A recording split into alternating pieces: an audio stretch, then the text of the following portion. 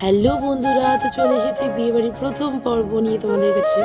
তো দেখতেই পাচ্ছ এখানে আমি, বোন, মা, বাবা সবাই রেডি হয়ে বেরিয়ে পড়েছি মামার বাড়ি যাওয়ার উদ্দেশ্যে। দাদার বিয়ে আছে, তো তার আগে লাস্ট অ্যান্ড ফাইনাল একটা জিনিস কেনা বাকি ছিল, তাই আমি আর বাবা মিলে চলে যাচ্ছি সেই দোকানের দিকে। তো দেখো আমি কি কি কিনছি, অবশ্যই তোমাদের সাথে পুরো বিয়েবাড়ির ব্লগ শেয়ার করবো, তোমরা দেখতে থাকো। আর এতক্ষণে তোমরা বুঝেই গেছো আমি কি দেখতে এসেছি। হ্যাঁ, বিয়েবাড়ির টোপরটা নিতে এসেছি। এই বড় দায়িত্বটা ছিল আমাদের ওপরে। তো আমরা এখানে কয়েকটা টোপর দেখে নিচ্ছিলাম, আর দেখে খুব একটা পছন্দ হয়নি এখানে টোপরগুলো। তো তাই আমি আর বাবা চলে গেলাম নেক্সট আরও একটা দোকানে। এটা বাবার পরিচিত কোনো একটা দোকান ছিল।